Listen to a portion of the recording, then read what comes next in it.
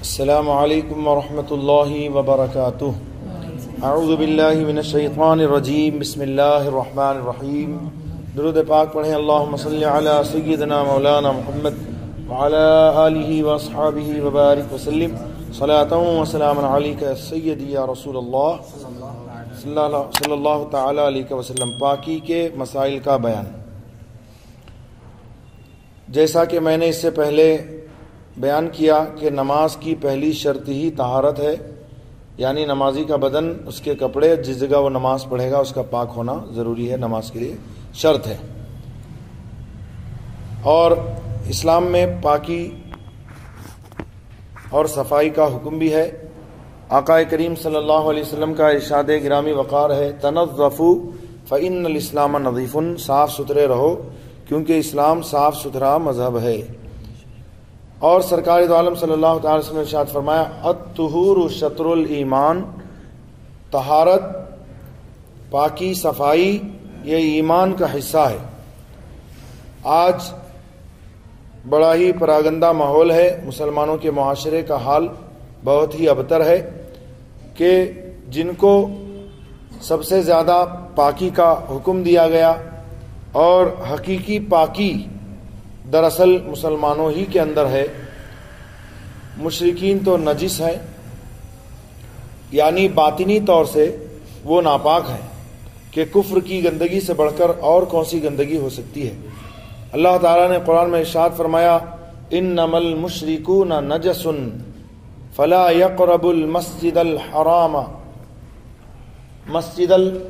بعد عامهم هذا. یعنی بے شک مشرک جو ہیں وہ نجس ہیں، ناپاک ہیں، تو اس سال کے بعد وہ مسجد حرام کے قریب نہ آنے پائیں. تو اس آیت کریمہ میں اللہ تعالیٰ نے صاف طور پر ارشاد فرمایا مشرکین نجس ہیں.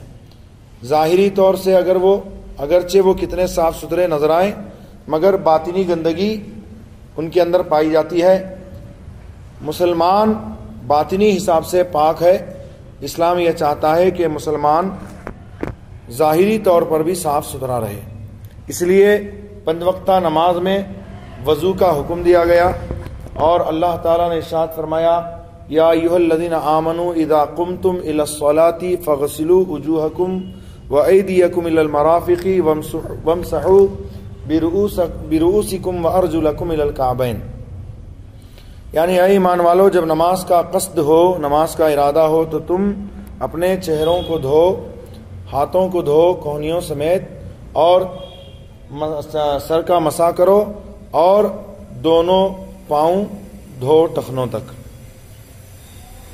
تو اس آیت کریمہ میں اللہ تبارک و تعالیٰ نے مومنوں کو حکم دیا کہ جب تم میری بارگاہ میں حاضر ہونے کا قصد کرو تو باطنی طہارت کے ساتھ ساتھ ظاہری طہارت بھی حاصل کرو. باطنی طہارت کیا ہے کہ اپنے گناہوں سے سچی توبہ کرے اور شرمندگی اور ندامت کا احساس دل میں ہو، اور یہ کہ میں احکم الحاکمین کی بارگاہ میں حاضر ہو رہا ہوں، کسی عام آدمی کے سامنے نہیں بلکہ احکم الحاکمین کی بارگاہ میں حاضر ہو رہا ہوں. لوگ دنیاوی جج کے سامنے جاتے ہیں تو بڑے ہی ادب سے پیش آتے ہیں، کپڑے وغیرہ ٹھیک ٹھاک پہن کر جاتے ہیں، آستین چڑھا کر، سینہ کھول کر، ہے نا، پائچے اوپر چڑھا کر کوئی جاتا ہے جج کے سامنے.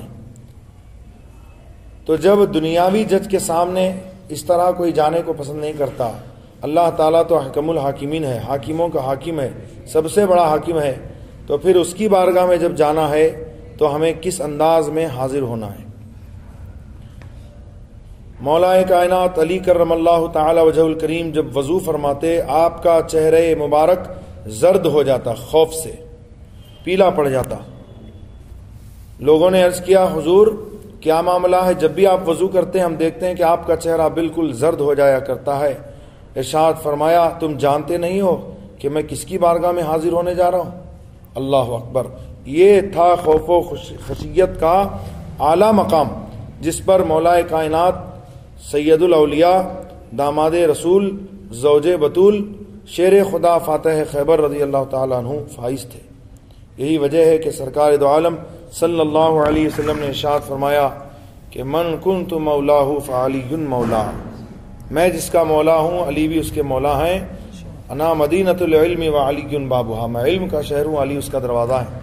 تو اب جب علم نبوی کا، یہ علم کے شہر کا دروازہ مولا کائنات ہیں، تو اللہ تبارک و تعالیٰ نے جو مقام اور مرتبہ آپ کو عطا فرمایا ہے، تو آپ کے اندر اللہ کا خوف بھی اسی کے مطابق تھا.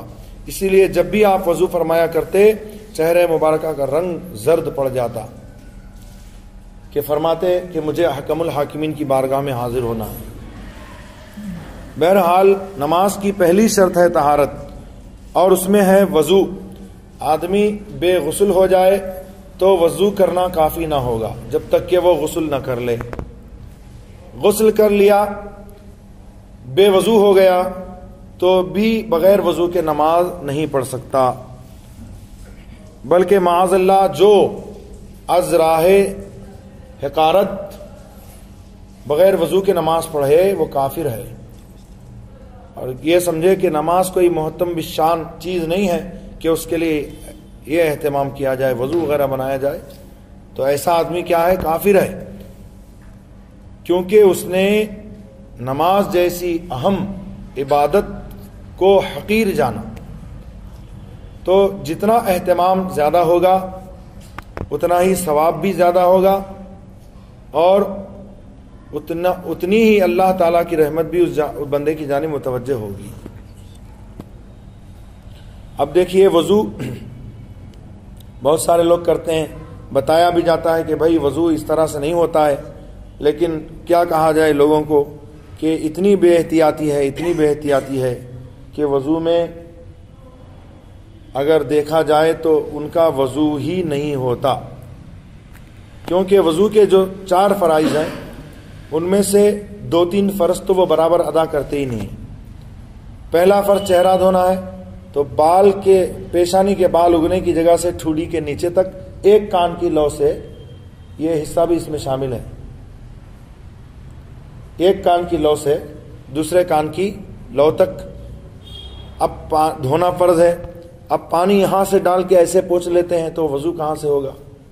دھونے کا مطلب ہے دونوں ہاتھ میں پانی لے اور اوپر سے ڈالے جہاں سے پیشانی کے بال اگنے کی ابتدا ہے، یہاں سے ڈالنا ہے پانی. پورے چہرے کو مل کے اچھی طرح سے دھلنا ہے. عورتوں نے اگر تارا وغیرہ پہن رکھا ہے اور اسے ہلائے بغیر پانی نہیں پہنچ سکتا تو ہلانا ان کے لیے فرض ہے. اگر بغیر ہلائے ڈھیلا ہے پانی پہنچ جائے گا تو کوئی مذائقہ نہیں ہے. لیکن اگر تنگ ہے کہ بغیر ہلائے پانی نہیں پہنچ سکتا تو ہلانا فرض ہے. ایسے ہی انگوٹھی وغیرہ پہن رکھی ہے یا پاؤں میں چھلے وغیرہ پہن رکھے ہیں اور اتنے تنگ ہیں کہ بغیر ہلائے اس کے نیچے پانی نہیں پہنچ سکتا تو اب ہلانا فرض ہے. اور اگر ہلائے بغیر بھی پانی آرام سے پہنچ سکتا ہے تو ہلانا مستحب ہے، ثواب پائے گا.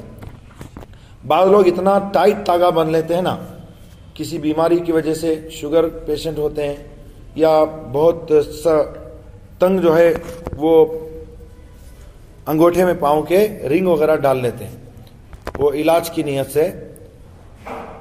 اب ایسے لوگ جو وضو کرتے ہیں جب تک اسے ہلا کر اس کے نیچے پانی نہیں پہنچائیں گے ان کا وضو نہیں ہوگا. اب ہاتھ دھونے میں یہ ہے کہ بھائی کوہنیوں سمیت دھویا جائے، کوہنیاں بھی داخل.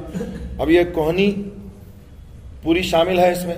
بعض لوگ دھوتے ہیں یہیں تک، یہ حصہ سوکھا رہ جاتا ہے، یا صرف ایسے پوچھ لیتے ہیں. پوچھنا کافی نہیں ہے، پانی بہانا.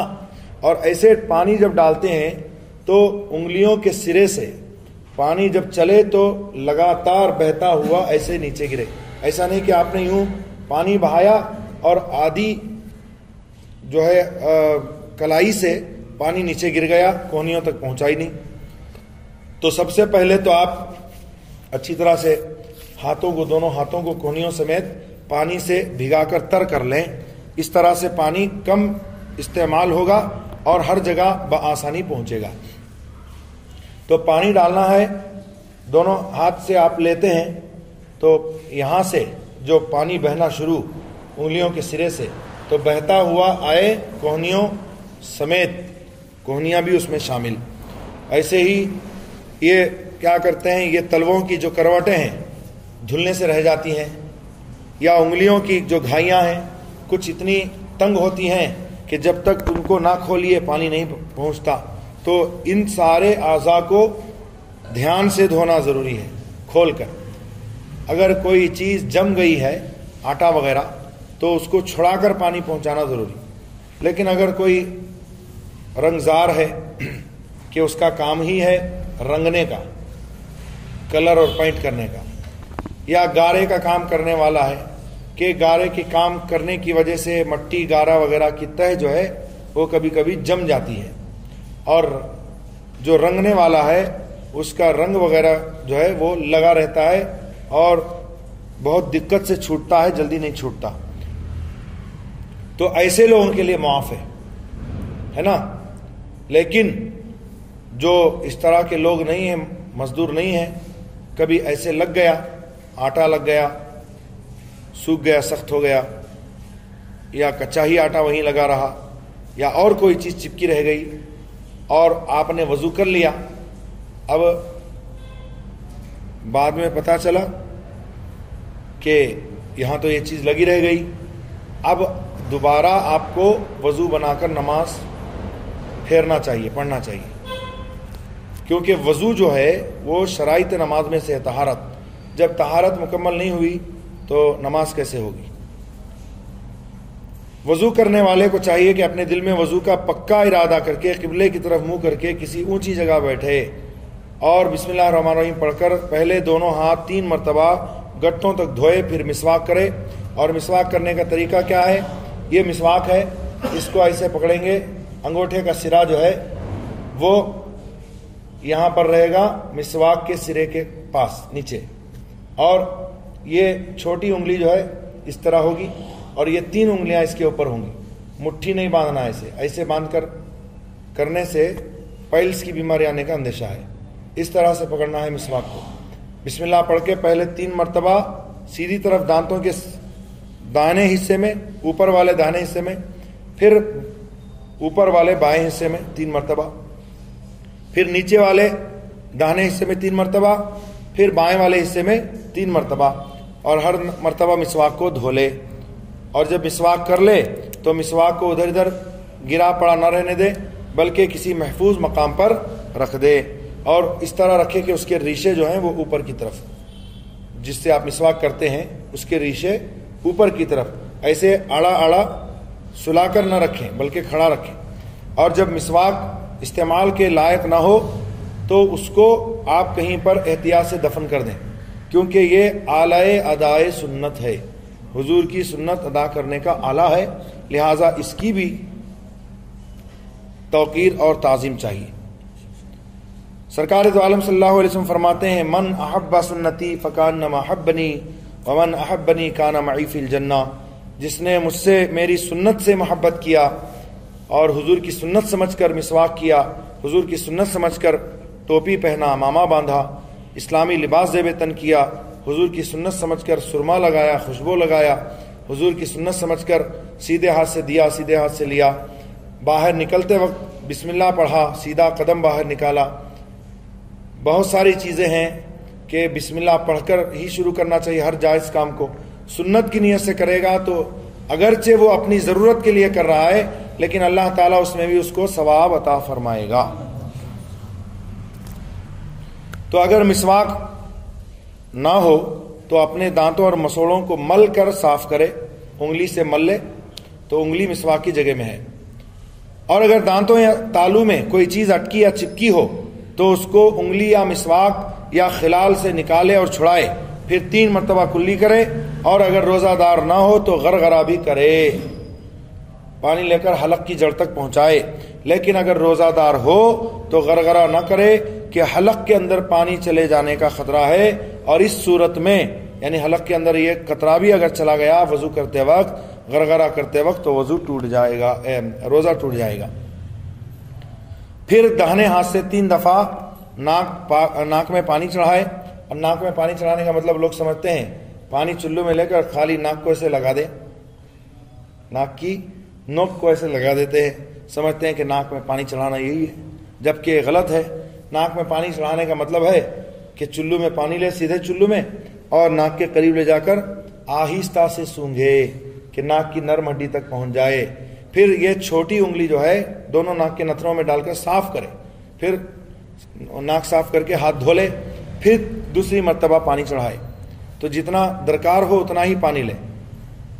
آدھے چلو کافی ہوتا ہے ناک میں چڑھانے کے لیے, لوگ بھر بھر کر کے لے لیتے ہیں, تو یہ اسراف ہے. آدھا چلو کافی ہے تو آدھا ہی چلو لے, اور دھیرے سے سونگے. دبا کے مارے گا تو دماغ تک کنیکشن چلا جائے گا پانی کا. تو آہستہ سے سونگے کہ ناک کی نرم ہڈی تک پانی پہنچ جائے. انشاءاللہ تعالی باقی وضو کا طریقہ آئندہ کل آنے والے درس میں انشاءاللہ بیان ہوگا. استغفر اللہ ربی من کل ذنب و اتوب الیہ. لا الہ الا اللہ محمد رسول اللہ صلی اللہ علیہ وسلم. السلام علیکم ورحمۃ اللہ.